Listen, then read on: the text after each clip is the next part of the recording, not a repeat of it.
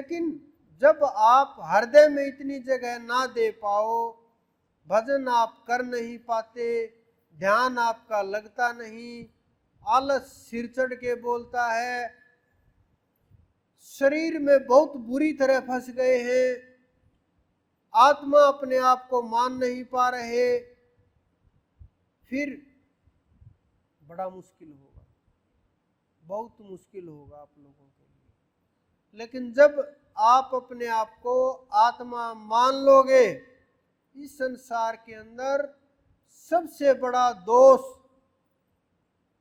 इससे बड़ा ना कोई दोष है, ना कोई गुनाह है, ना इससे बड़ा कोई हो सकता कि अपने आप को शरीर मान लेना कि मैं शरीर हूं, मैं आत्मा नहीं हूं। ये मान लेना, समझ लो आपकी चढ़ाई रुक गई, आपकी जो दिशा थी जीवन की वो रुक गई, आप वहां नहीं पहुंच सकते। आपने अपने हथियार डाल दिए, आपने अपने काम के साथ, अपने विकारों के साथ लड़ना बंद कर दिया, अपने मन के ऊपर काबू पाना बंद कर दिया, आप उस ज्ञान से दूर चले गए जो हमारे ऋषि मुनियों ने रास्ता दिखाया, जो युद्ध के मैदान में भी कह रहे कि धनुष उठाओ। उन्होंने एक बार भी ये नहीं कहा कि सामने इंसान है और इनकी हत्या का तुम्हें दोष लगेगा, तुम्हारे दादा हैं, भाई है, मित्र है, मामा है, सगे संबंधी। उन्होंने नहीं कहा, उन्होंने कहा धनुष उठाओ, युद्ध करो। उन्होंने कर्म का संदेश दिया। इसका अर्थ ये नहीं कि आप भी घर जा कर के और धनुष उठा लो और घर में लड़ाइयाँ शुरू कर दो, इसका ये अर्थ नहीं है। इसका ये अर्थ है कि उन्होंने कर्म का संदेश दिया कि कर्म करो, कर्म से मत भागो, और कर्म करके भी करता रहो, उस कर्म का माध्यम बनो, कर्ता मत बनो। जब हम माध्यम होंगे, कर्ता नहीं होंगे, तो दोष नहीं छू पाएगा।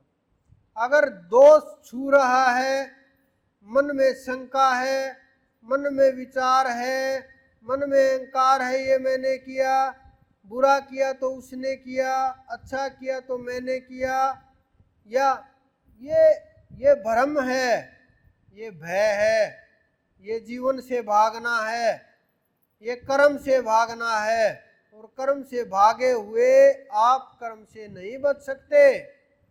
कितना भी प्रयास कर ले, भागने से नहीं बचोगे, क्योंकि वही गवाह है, उसे गवाह की आवश्यकता नहीं होती।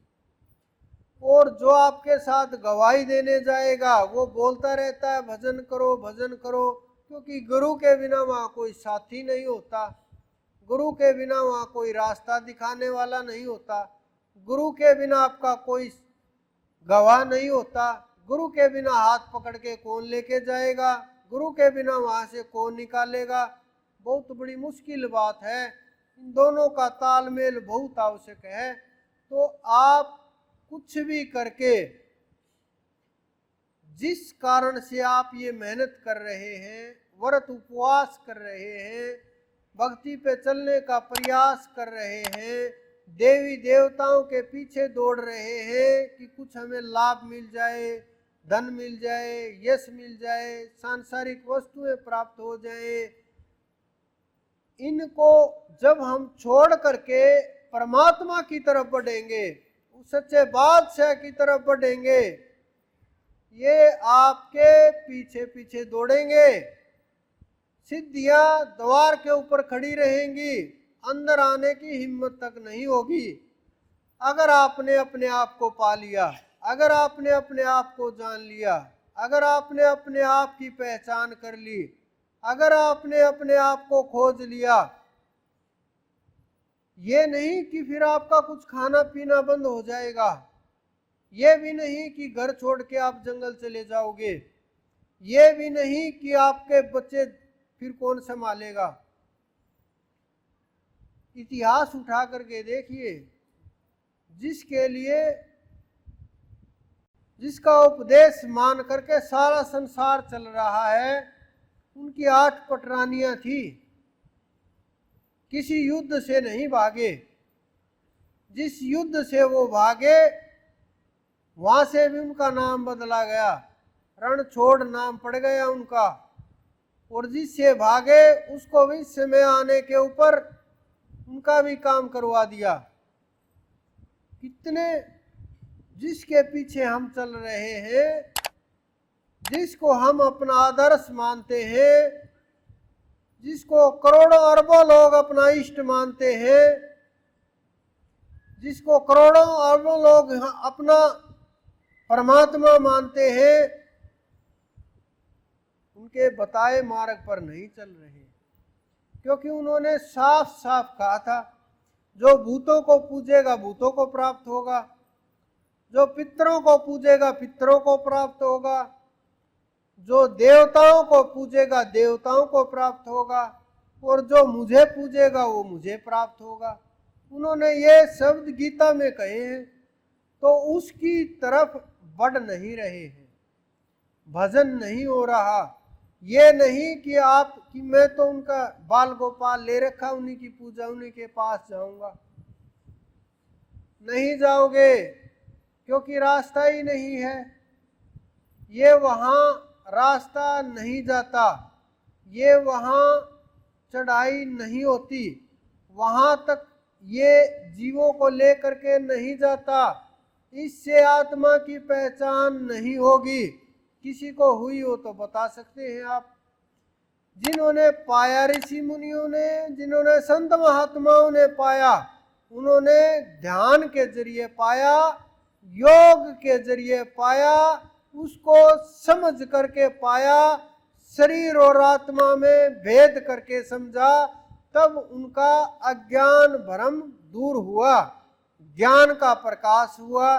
ज्ञान का प्रकाश ये नहीं होता कि आप आंख मिचोगे बैठोगे, बड़ा सा सूरज की तरह से प्रकाश दिखाई देगा कि हमें ज्ञान हो गया। ज्ञान का प्रकाश ये होता है कि जो अंधेरा था वो समाप्त हो गया। ये नहीं कि दीपक जलेगा, थोड़ा सा अंधकार समाप्त होगा, बाकी अंधकार रहेगा, उसका दायरा है। वो हजारों, हमारे ऋषि मुनियों ने बोला कि करोड़ों सूर्यों के प्रकाश जितना, हजारों लाखों सूर्यों के प्रकाश जितना प्रकाश, यानी सारा सब कुछ अंधेरा समाप्त हो जाएगा। अंधेरा कहने को कुछ रहेगा नहीं। इसका मतलब अज्ञान समाप्त हो जाएगा। ये नहीं कि यही अज्ञान समाप्त होगा, घर जाके फिर अज्ञान घेर लेगा, कहीं गाड़ी में बैठोगे अज्ञान घेर लेगा, कहीं दूसरे रिश्तेदारी में जाओगे वहाँ घेर लेगा, किसी दूसरे देश में जाओगे वहाँ घेर लेगा। यानी अज्ञान समाप्त हो गया तो हो गया, ज्ञान हो गया तो हो गया। ये नहीं कि ज्ञान कुछ हो गया कुछ रह गया, अज्ञान कुछ चला गया कुछ रह गया, ऐसा नहीं है। ऐसा हो भी नहीं सकता और आज तक हुआ भी नहीं। या तो अज्ञान पूरा ही जाएगा या पूरा ही रहेगा, या तो पूर्ण ज्ञान होगा या अज्ञान होगा। ये नहीं है कि बीच में हो जाए कि कुछ एक हाथ ज्ञान में रहे एक अज्ञान में। जिस तरफ जब मरने लगेंगे उधर भाग लेंगे, जब तक जिंदा तब तक अज्ञान पकड़े हुए हैं कि संसार भी चलता रहेगा, मरते टाइम थोड़ा सा इधर खिसक लेंगे और काम हो गया। ये आपको जीते जी करना पड़ेगा, सांस चलते चलते करना पड़ेगा, शरीर रहते करना पड़ेगा, शरीर रहते प्राप्त करना है। अगर ये शरीर छूट गया तो कोई काम का नहीं रहेगा। आपने आपके आसपास बहुत लोग देखे होंगे, बहुत लोग जिनको आप शमशानों तक छोड़ करके आए होंगे, मित्र प्यारे रिश्तेदार जो आपके सबसे करीबी थे, वो सबको अपने हाथों से जला जला करके आए होंगे, मरते हुए देखे होंगे। लेकिन एक निश्चित समय के बाद वो यादें जाने लगती हैं। भूल जाते हैं। आपके 10 पीढ़ी पहले कौन थे पूर्वज, भूल गए हैं, याद ही नहीं है। फिर हम किसके लिए दौड़ भाग कर रहे हैं, मात्र नाम के लिए। क्या हासिल होगा, संसार में ख्याति के लिए क्या हासिल होगा। एक न एक दिन तो शरीर छोड़ करके जाना है। अगर आपने ज्ञान को प्राप्त कर लिया, अगर आपने स्वयं को प्राप्त कर लिया, अगर आपने अनुभव कर लिया, आप जाग गए, फिर आप संसार की भी भलाई कर सकते हैं, जीवों की भी भलाई कर सकते हैं, संसार के कल्याण भी कर सकते हैं और समाज का भी काम कर सकते हैं। आप जो मर्जी कीजिए, राजा जनक की तरह से। और भी बहुत संसार के अंदर ऐसे उदाहरण हुए जो राजा होते हुए भी, जिन्होंने राज भी किया और राज में लिप्त भी नहीं हुए। राजा राम की तरह से उन्होंने राज किया लेकिन राज में घुसे नहीं, संसार के अनुसार चले लेकिन उसमें लिप्त नहीं हुए। कर्म का दोष नहीं हुआ, कर्म का दोष नहीं लगा उन्हें। उन्होंने जो भी कर्म किए, कर्म का दोष नहीं लगा, क्योंकि उन्होंने जो उनके अंदर बैठे हुए राम थे उन्होंने उसको जान लिया, पा लिया, फिर कुछ खोना और पाना शेष नहीं था। तो जो जिसके लिए इतनी मेहनत कर रहे हैं उसके लिए आप सुमरण कीजिए, भजन कीजिए, ध्यान कीजिए और जो जो उन्होंने उपदेश दिए हैं, जिस रास्ते के ऊपर आपको उन्होंने चलाने का प्रयास किया है, जिस रास्ते की तरफ वो ले करके गए हैं, उन्होंने आपको आत्मा का ज्ञान दिया, प्रकाश की तरफ ले करके गए, चेतना की तरफ ले करके गए। उन्होंने सिखाया कि आप किस प्रकार से ध्यान करें, उन्होंने बताया किस प्रकार से योग लगाएं, उन्होंने बताया ओम का सुमरण कीजिए। लेकिन हम लोग उसके बताए मार्ग को छोड़ करके सभी कार्य कर रहे हैं। तो आप सभी कार्य दूसरी तरफ रखिए, लेकिन जब आप ध्यान में बैठे, सांसारिक विषय वस्तुओं से, सांसारिक बाह्य वस्तुओं से छोड़ करके अपने में स्थित हों, अपनी आत्मा की खोज करें। जब आप बैठ करके खोज करेंगे, रोक नहीं सकता कोई भी, समय लग सकता है सांसों के ऊपर पकड़ करने में, ध्यान के ऊपर पकड़ करने में, रूप के ऊपर पकड़ करने में,